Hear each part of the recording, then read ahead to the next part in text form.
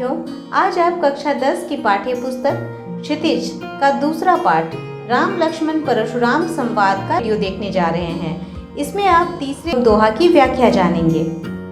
इससे पहले की कहानी तो आप जान ही रहे हैं कि सीता स्वयंवर का दृश्य है। श्री राम ने जैसे ही उस धनुष पर प्रत्यंचा चढ़ाई और धनुष टूट गया तो वहाँ महाक्रोधी परशुराम आ जाते हैं। राम उन्हें शांत करने के लिए कहते हैं कि क्या क्या है, आप क्यों नहीं कहते, हम आपके सेवक हैं। लेकिन परशुराम का क्रोध शांत नहीं होता और उस पर लक्ष्मण फिर व्यंग करते हुए उनसे बात करने लगते हैं और परशुराम का क्रोध आगे बढ़ता है। वो अपनी वीरता के बारे में डींगे हाँकने लगते हैं। अब इसके बाद यहाँ पर हम देखेंगे कि आगे लक्ष्मण और परशुराम के बीच में क्या बात होती है। बिहसी लखनु बोले मृदुबानी, अहो मुनि सुमहाभट मानी। पुनि पुनि मोहि दिखाव कुठारू, चहत उड़ावन फूकी पहारू। यहाँ कुम्हर बतिया को नाही, जे तर्जनी देखी मर जाही। देखी कुठारू सरासन बाना, मैं कछु कहा सहित अभिमाना।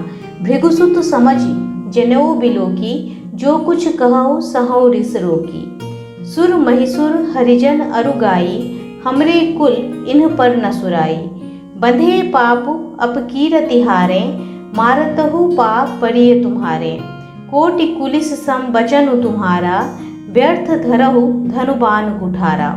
जो बिलो की अनुचित कहेऊँ, क्षमहु महामुनि धीर। सुनि सरोष भृगुवंश मणि, बोले गिरा गंभीर। बिहसी लखनु बोले मृदुबानी। बिहसी यानी हंसकर और मृदु यानी कि कोमल। लक्ष्मण हंसते हुए मृदुवाणी में बोले, अहो मुनीसु महाभट मानी। महाभट का अर्थ होता है महान योद्धा। हे मुनि, मैंने तो आपको महान योद्धा मान लिया। पुनि पुनि मोहि दिखाव कुठारू। कुठारू यानी कि कुल्हाड़ा।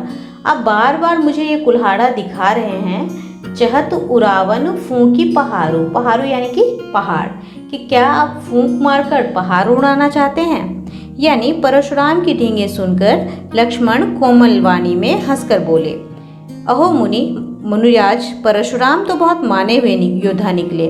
आप तो मुझे फिर अपना कुल्हाड़ा दिखा रहे हैं, मानो फूंक से ही पहाड़ उड़ा डालना चाहते हैं। यहाँ कुम्हड़ बतिया को नाही। कुम्हड़ बतिया यानी कि कुम्हड़ का बतिया। कुम्हड़ आप सभी जानते होंगे, इसे अलग अलग क्षेत्रों में अलग अलग नाम से पुकारा जाता है। कहीं कहीं इसे भतुआ भी कहा जाता है और दुर्गा पूजा में इसकी बलि दी जाती है। तो यह एक लत्तेदार पौधा होता है इसका, और जिसमें यह फलता है। इसके बारे में कहा जाता है कि ये इतना कोमल होता है कि अगर इसे उंगली दिखा दी जाए, उंगली से अगर इशारा किया जाए कि वहाँ उसका बतिया है, तो इतने से ही वह मुरझा जाता है। तो यहाँ पर लक्ष्मण कहते हैं कि यहाँ कुम्हर बतिया को नाही, जे तर्जनी देखी मर जाही। को का अर्थ है कोई और तर्जनी का अर्थ है अंगूठे के बगल वाली उंगली, जिससे अक्सर हम किसी चीज़ को इंगित करते हैं।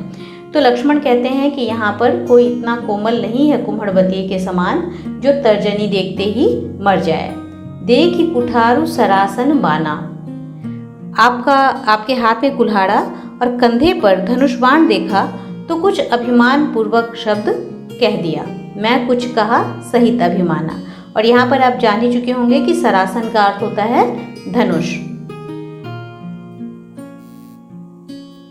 तो लक्ष्मण कहते हैं कि मुनि, हम भी कोई कुम्हड़े की बतिया या छुई मुई के फूल नहीं हैं जो तर्जनी देखते ही कुम्हला जाएंगे। मैं आपकी डींगों से डरने वाला नहीं हूँ।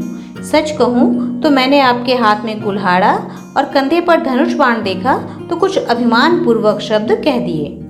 भृगुसुत समुझी जनेऊ बिलोकी। भृगुसुत यानी कि भृगु का पुत्र समझकर और जनेऊ देखकर। बिलोकी का अर्थ है देखकर। जो कुछ कहो, आप जो कुछ कह रहे हैं, सहु रिस रोकी, उसे मैं क्रोध रोक कर सहन कर रहा हूँ। सुर महिसुर हरिजन अरु गाई। सुर यानी कि देवता, महिसुर यानी कि ब्राह्मण, हरिजन यानी कि भक्त और गाय। हमरे कुल इन पर न सुराई। सुराई का अर्थ है वीरता। हमारा कुल इन चारों पर अपनी वीरता नहीं दिखाता। तो लक्ष्मण कहते हैं कि आपको भृगु का पुत्र समझकर और आपके जनेऊ को देखकर आप जो कुछ भी कह रहे हैं, मैं उसे अपने क्रोध को रोककर सहन कर रहा हूँ, क्योंकि हमारा कुल इन चारों पर अपनी वीरता नहीं दिखाता। देवता पर, ब्राह्मण पर, भक्त पर और गाय पर। बंधे पापु अपकीरति हारे। अपकीरति यानी कि अपयश। हम पाप से बंध जाएंगे और अपयश से हार जाएंगे। मारतहु पाप पड़िए तुम्हारे। इसीलिए मारने पर भी हम आपके पैर ही पड़ेंगे। कोटि कुलिस सम बचनु तुम्हारा। कोटि यानी कि करोड़ और कुलिस यानी कि कठोर। तो कठोर या फिर कुलिस का अर्थ वज्र भी होता है। तो कोटि कुलिस सम बचनु तुम्हारा, आपके तो वचन ही इतने कठोर हैं, करोड़ों वज्रों के समान तो आपके वचन ही हैं। व्यर्थ धरहु धनुबाण कुठारा। आप तो बेकार ही ये धनुष, बाण और कुल्हाड़े को धारण किए हैं।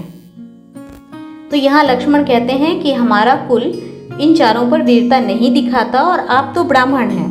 यदि मुझसे आपका वध हो जाए तो मुझे पाप लगेगा और आपसे हार जाऊं तो अपयश मिलेगा। इसीलिए यदि आप मुझे मार भी दें तो मैं आपके पांवों में ही पड़ा रहूंगा। महामुनि, आपके तो वचन ही करोड़ों वज्रों के समान कठोर हैं। आपने यह धनुष बाण व्यर्थ ही धारण किया हुआ है।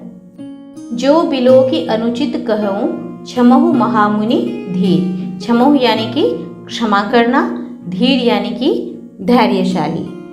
तो लक्ष्मण कहते हैं कि इसीलिए यदि मैंने कुछ अनुचित कह दिया हो तो हे धैर्यवान मुनि, मुझे आप क्षमा कर देना। सुनि सरोज भृगुवंश मणि बोले गिरा गंभीर। अब लक्ष्मण के यह व्यंग वचन सुनकर भृगुवंश के मणि परशुराम क्रोध के सहित गंभीर वाणी में कहते हैं। इस चौपाई और दोहा में भी कई जगह अनुप्रास अलंकार आए हैं, जैसे कि मुनीसु महाभटमानी, कुम्हड़ बतिया को, कछु कहा, कछु कहेहु, रिस रोकी, कोटि कुलिस, सुनि सरोस और गिरा गंभीर।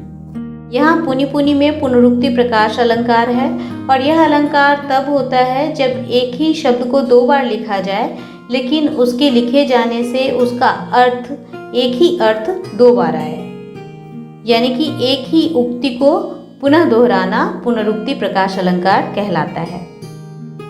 यहाँ कोटि कुलिस सम बचनु तुम्हारा, तो यहाँ पर उपमा अलंकार है क्योंकि वचन को कोटि कुलिस के समान कहा गया है।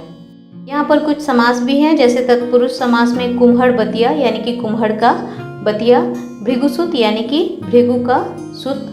कर्मधारय समास भी है, महामुनि। यहाँ पर मुनि की विशेषता महा से बताई गई है, तो एक विशेष विशेषण संबंध होने के कारण यहाँ पर कर्मधारय समास है।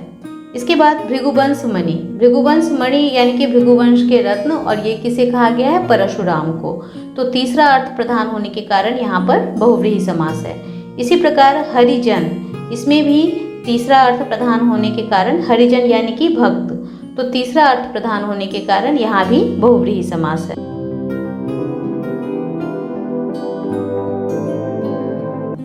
कौशिक सुनहु मंद येहु बालक, कुटिलु काल बस निज कुल घालकु। भानु बंश राकेश कलंकु, निपट निरंकुशु अबुधु असंकु। काल कवलु हो इहि छन माही, कहूँ पुकारी खोर मोहि नाही। तुम हट कहु जो चाहु उबारा, कही प्रताप बलु रोषु हमारा। लखन कहेउ मुनि सुजसु तुम्हारा, तुम्हि अछत को बर नहीं पारा। अपने मुँह तुम आपन करनी, बार अनेक भांति बहु बरनी। नहीं संतोषु तब पुनि कछु कहु, जनि रिस रोकी दुसह दुख सहु। वीर व्रती तुम धीर अछोभा, गारी देत न पावहु शोभा। सूर समर करनी करहि, कही न जनावहि आप। विद्यमान रन पाई रिपु, कायर कथहि प्रताप। कौशिक सुनहु मंद येहु बालक। कौशिक यहाँ पर विश्वामित्र को कहा गया है, तो और मंद का अर्थ है मूर्ख। तो परशुराम विश्वामित्र से कहते हैं कि हे विश्वामित्र, यह बालक मूर्ख है। कुटिलु काल बस निज कुलु घालक, यह कुटिल है। कुटिल का अर्थ है टेढ़ा। इसका प्रयोग ऐसे व्यक्ति के लिए किया जाता है जो मन में कपट, छल, द्वेष आदि रखता हो, जो छिपकर बदला चुकाने वाला हो, या जो स्वभाव से सरल ना हो, तो यह कुटिल है। काल के वश में यानी कि मृत्यु के वश में है और अपने ही कुल का नाश करने वाला है। घालकु का अर्थ है नष्ट करने वाला, तो यह अपने ही कुल का नष्ट करने वाला है। भानुवंश राकेश कलंकु, यह सूर्यवंश रूपी चंद्रमा का कलंक है। निपट निरंकुशु अबुधु असंकु, निपट का अर्थ है निरा यानी कि पूरी तरह, निरंकुशु यानी कि उद्दंड जिस पर कोई अंकुश ना लगाया जा सके, अबुधु यानी कि बुद्धिहीन और असंकु यानी कि जिसके मन में कोई शंका ना हो, जो बिल्कुल निडर हो। तो कहते हैं कि यह पूरी तरह से उद्दंड, मूर्ख और निडर है। काल कवलु होहि क्षण माही, काल कवलु यानी कि काल का ग्रास या काल का भोजन। तो कुछ ही क्षणों में यह काल का भोजन होने वाला है, यानी कि कुछ ही क्षणों में मैं इसका वध करने वाला हूँ। कहूँ पुकारी खोर मोहिनाही, खोरी का अर्थ होता है दोष, तो मैं पुकार कर कह रहा हूँ और कोई इसे मुझे दोष इसके लिए मत देना। तुम हटकहु जो चाहू उबारा, हटकहु यानी कि रोको और उबारा यानी कि उबारना। अगर तुम चाहो तो अभी भी इसे रोक सकते हो और इसे इस संकट से उबार सकते हो, बचा सकते हो। कहीं प्रतापु बलु रोषु हमारा, इसे मेरे बल प्रताप और रोष के बारे में बताओ। अब यहाँ पर आप देखेंगे कि एक ही संदर्भ में दो अर्थ आते हैं, एक है हत्या और एक है वध। दोनों सुनने में एक जैसे लगते हैं, लेकिन हत्या तब होती है जब हम किसी को बदला लेने के लिए या नियत हमारी होती है उसे मारने की, लेकिन वध तब होता है जब हम अन्याय का अंत करने के लिए किसी को मारते हैं। तो इन दोनों शब्दों के प्रयोग में अंतर है और यहाँ पर परशुराम को ऐसा लगता है कि लक्ष्मण अन्यायी है और इसीलिए वह उसका वध करने की बात करते हैं। लखन कहेउ मुनि सुजसु तुम्हारा, सुजसु यानी कि सुयश। लक्ष्मण कहते हैं कि हे मुनि, आपका सुयश तुम्हें अछत को वर्णने पारा, अछत यानी कि छोड़कर और वर्णने यानी कि वर्णन, तो आपको छोड़कर भला आपके सुयश का वर्णन और कोई कैसे कर सकता है। अपने मुँह तुम आपन करने, आपने तो अपने ही मुँह से अपने कर्मों के विषय में बार अनेक भांति बहु बरनी, आपने अनेक बार अनेक प्रकार से अपने ही कर्मों के बारे में अपने ही मुँह से अपनी बड़ाई की है या वर्णन किया है। वर्णी का अर्थ होता है वर्णन किया। तो यहाँ पर लक्ष्मण कहते हैं कि हे मुनि, आपका सुयश आपके रहते दूसरा कौन वर्णन कर सकता है। आपने अपने ही मुंह से अपनी करनी अनेक बार बहुत प्रकार से कही है। नहीं संतोष तब पुनि कछु कहो, अगर इतने पर भी आपको संतोष नहीं है तो आप और भी कुछ कहिए। जनि रिस रो कि दुसह दुख सहु, इस प्रकार अपने क्रोध को रोक कर, दुसह का अर्थ असहनीय, तो यह असहनीय दुख मत सहिए। वीर व्रती तुम धीर अक्षोभा, आप वीरता का व्रत धारण करने वाले हैं। धीर यानी कि धैर्यवान हैं, अक्षोभा यानी कि क्षोभ से रहित हैं। आप वीरता का व्रत धारण करने वाले, धैर्यवान और क्षोभ से रहित हैं। गाली देत न पावहु शोभा, और इस प्रकार गाली देते हुए आप शोभा नहीं देते।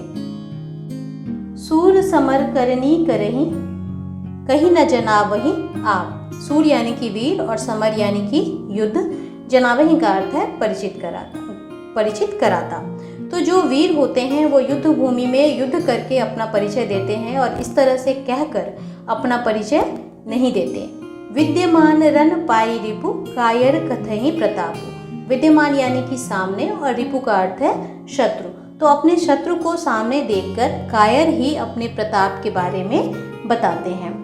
तो यहाँ पर लक्ष्मण कहते हैं परशुराम से कि शूरवीर तो युद्ध में शूरवीरता का कार्य करते हैं, वे अपने बारे में कहकर अपने को जनाते नहीं, अर्थात अपने मुंह से अपनी प्रशंसा नहीं करते। शत्रु को युद्ध में उपस्थित पाकर कायर ही व्यर्थ में अपने प्रताप की डींगे हाँका करते हैं। अब इसमें कुछ अनुप्रास अलंकार भी हैं, जैसे कुटिलु कालबस, निपट निरंकुशु, अबुधु असंकु, कछु कहु, सूर समर, करनी करहि कही, कायर कथहि। तो वर्णों की आवृत्ति को इस तरह से आप भी इस दोहे और चौपाई में आसानी से ढूंढ सकते हैं। भानुवंश राकेश में रूपक अलंकार है। हमने सूरदास के पद के समय इसकी चर्चा की थी। रूपक एक अर्थालंकार है। बहुत अधिक साम्य के आधार पर उपमेय या उपमान के साधर्म्य का आरोप करके और दोनों भेदों का अभाव दिखाते हुए उपमेय या उपमान के रूप में ही वर्णन करना रूपक अलंकार कहलाता है। यह भानुवंश में राकेश रूपी नहीं बल्कि भानुवंश राकेश ही कहा गया है, इसीलिए यहाँ पर रूपक अलंकार है। यहाँ तत्पुरुष समास के भी कुछ उदाहरण मिल जाते हैं, जैसे कालबस, भानुवंश और कालकवलु। कालबस यानी काल के बस में, भानुवंश यानी भानु का वंश, कालकवलु यानी कि काल का कवलु।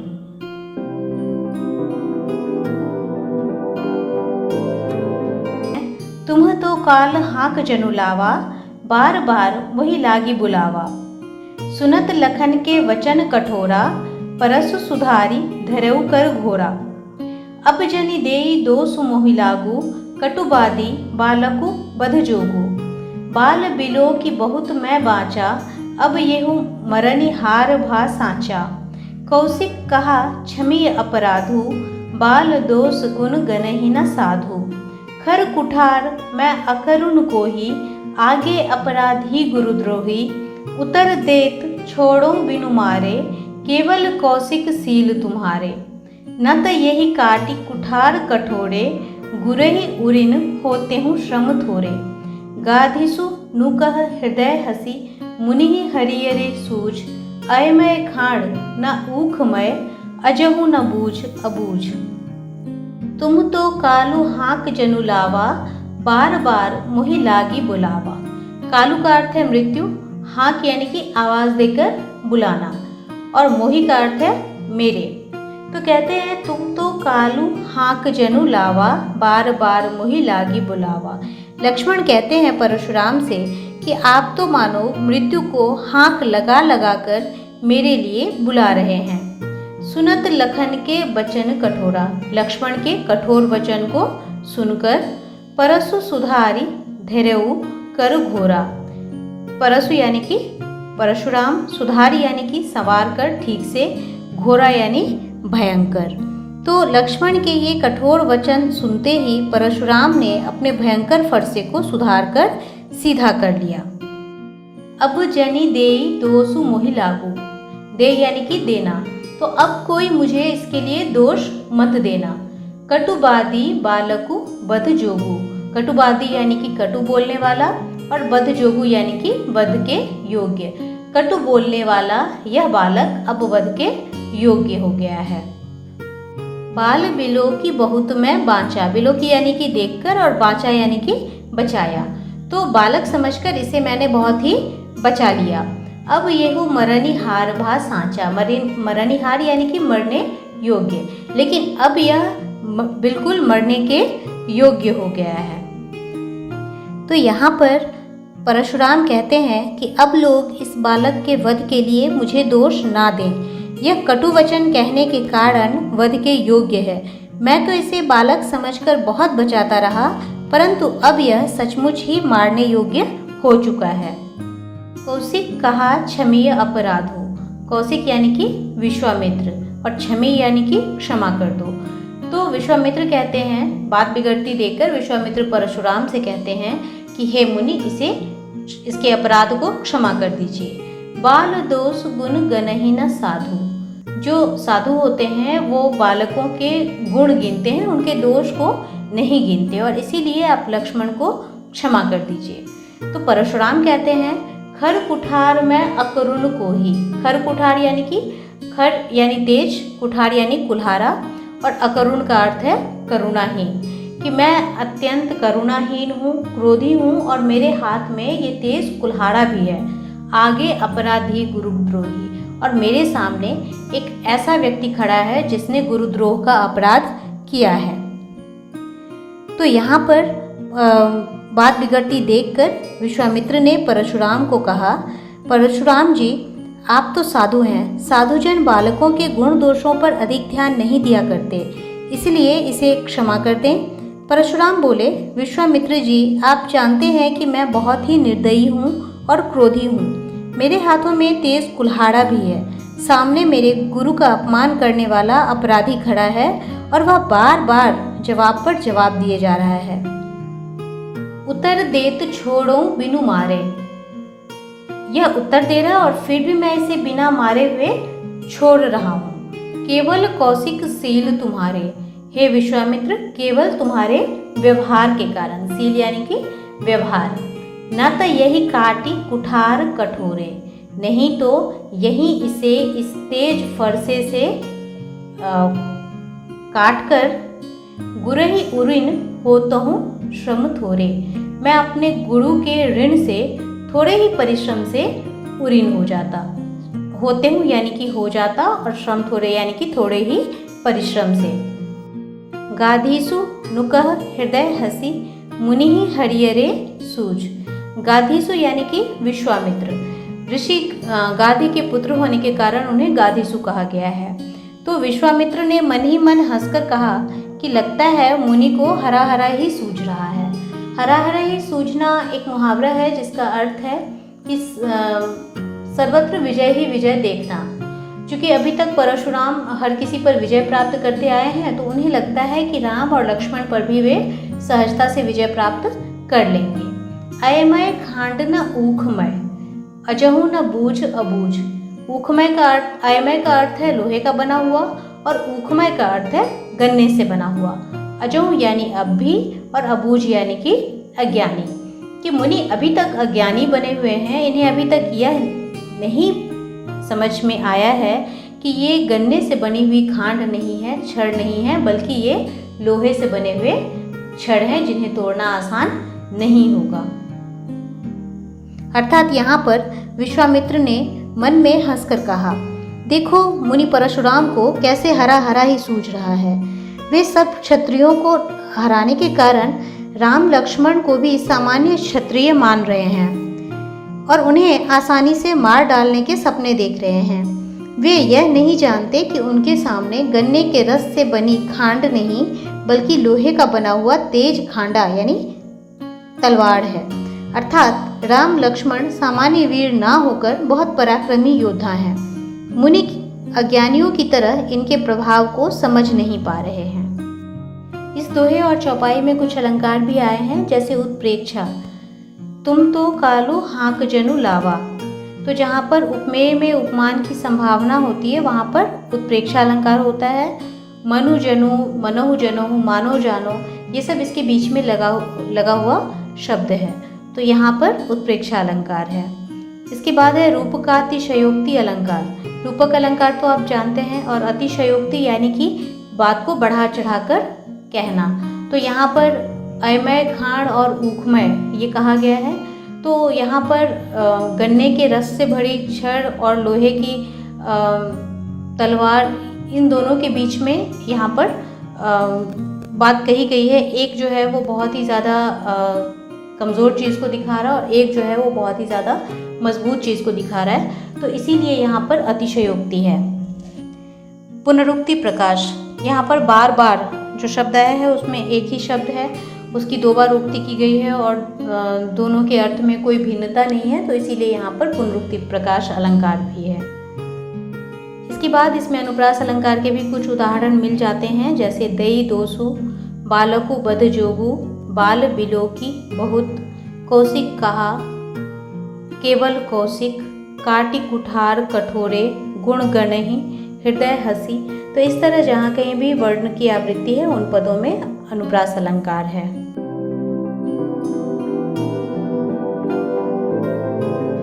कहेउ लखन मुनि सीलु तुम्हारा, को नहीं जान विदित संसारा।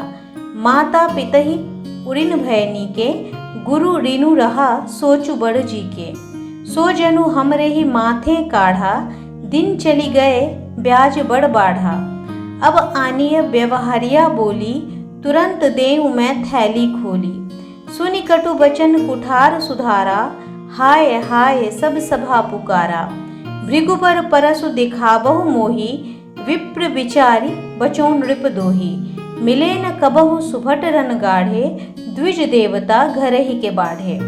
अनुचित कही सब लोग पुकारे, रघुपति सय नहीं लखनु निवारे। लखन उतर आहुति सरिस, भृगुबर कोपु कृसानु। बढ़त देखी जल सम बचन, बोले रघुकुल भानु।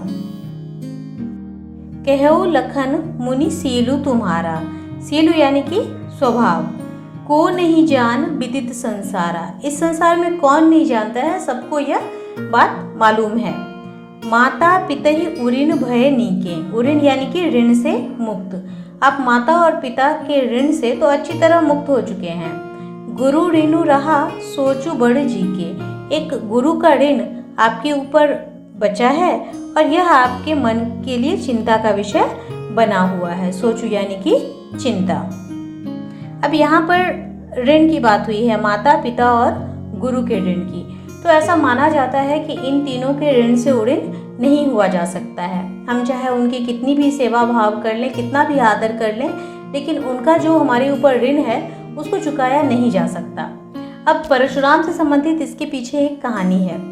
हुआ यूँ कि परशुराम के पिता जमदग्नि, उन्होंने अपनी पत्नी को एक घड़ा दे के रखा था, यानी कि परशुराम की माता को। वह घड़ा मिट्टी का था। उसके साथ कुछ ऐसा उन्होंने किया था कि अगर उनकी पत्नी के मन में किसी भी पुरुष के प्रति प्रेम की भावना आएगी तो उस घड़े में एक दरार आ जाएगी।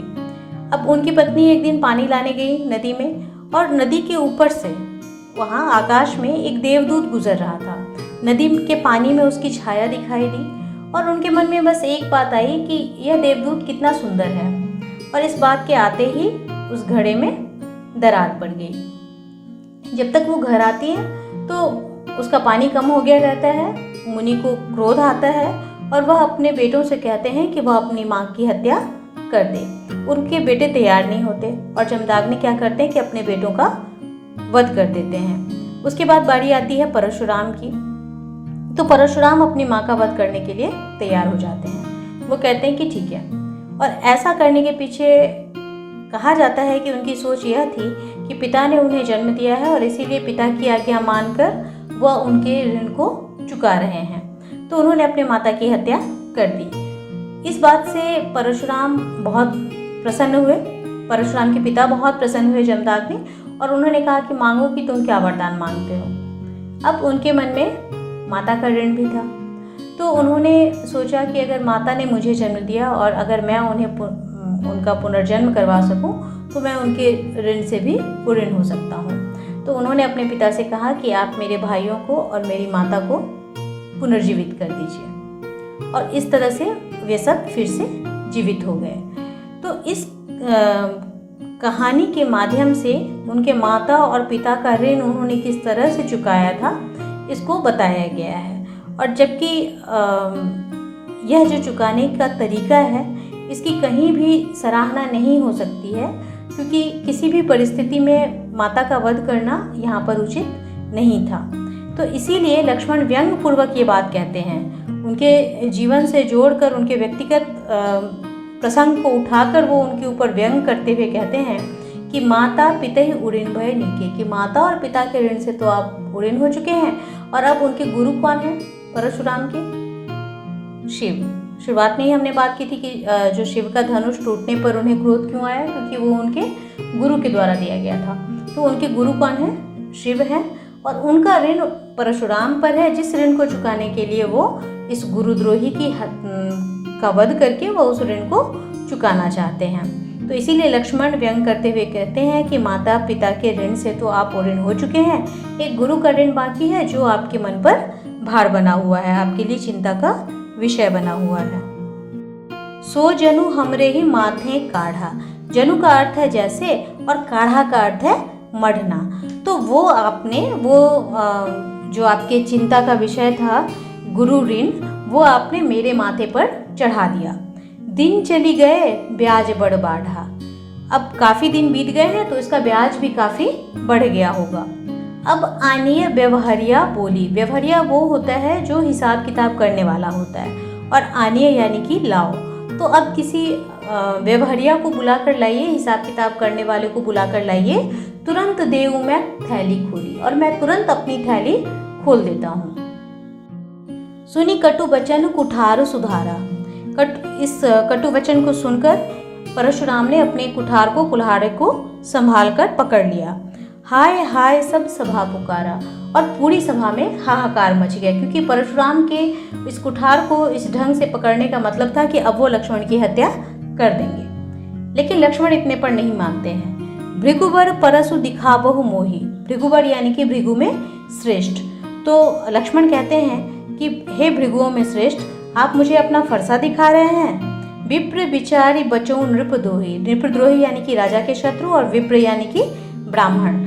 तो वो कहते हैं कि राजा के शत्रु होते हुए भी आप सिर्फ इसलिए बच रहे हैं क्योंकि आप ब्राह्मण हैं। और उन्होंने पहले ही कहा था कि उनका कुल इन पर हाथ नहीं उठाता। मिले न कबहु सुभट रन गाढ़े, सुभट यानी कि अच्छे योद्धा। तो लक्ष्मण कहते हैं कि लगता है कि कभी आपको अच्छे योद्धा मिले नहीं हैं। द्विज देवता घर ही के बाढ़े, द्विज देवता यानी कि ब्राह्मण, और बाढ़े यानी कि बढ़ना। यहाँ पर ब्राह्मण को द्विज कहा गया है। द्विज यानी कि जिसका जन्म 2 बार होता है। तो द्विज 2 को कहा जाता है, एक पक्षी को कहा जाता है और दूसरा ब्राह्मण को कहा जाता है।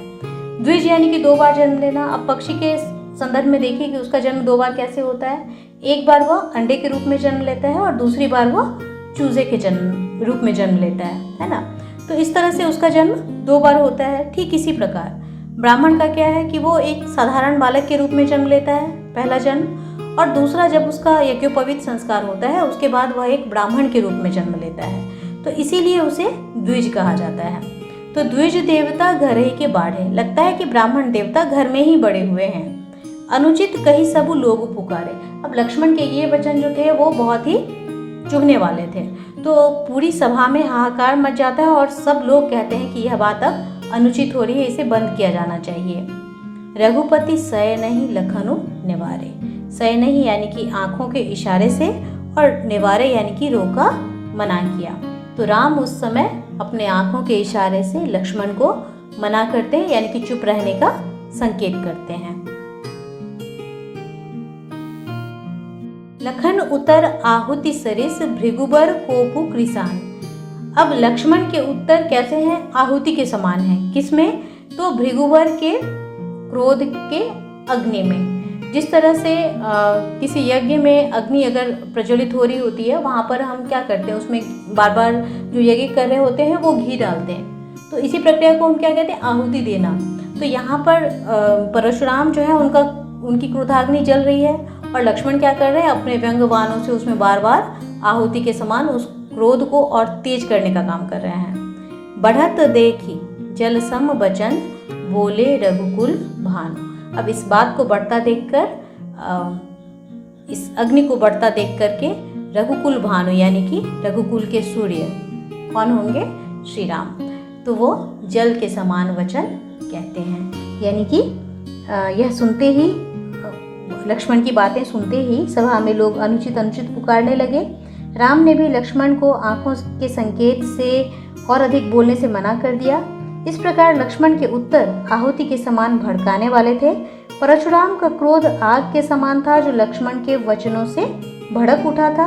अब आग को बढ़ता हुआ देखकर श्री रामचंद्र जल के समान शीतल वचन बोले। इन चौपाइयों और दोहा में कुछ अलंकार भी हैं, जैसे उपमा अलंकार। लखन उतर आहुति सरिस, यहाँ पर लक्ष्मण के उत्तर की तुलना किससे की गई है? आहुति से की गई है, इसीलिए यहाँ पर उपमा अलंकार है। जल सम बचन, वचन की तुलना किससे की गई है? जल से। इसी तरह पुनरुक्ति प्रकाश अलंकार है हाय हाय में। उत्प्रेक्षा अलंकार है सो जनु हमरे ही माथे काढ़ा, और रूपक अलंकार है रघुकुल भानु में। इसमें अनुप्रास अलंकार के भी कुछ उदाहरण मिल जाएंगे, जैसे ब्याज बड़ बाढ़ा, थैली खोली सब सभा, विप्र बिचारी बचों इत्यादि में।